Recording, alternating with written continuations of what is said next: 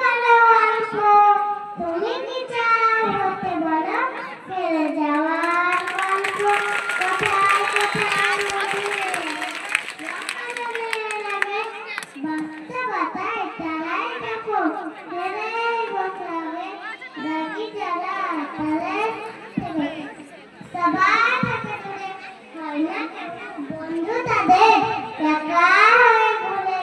তাই তো তুমি রাগকে তোমার নিয়ন্ত্রণে আনো, রাগ কমাতে অধিক হাসি পদ্ধতি চাই মানো।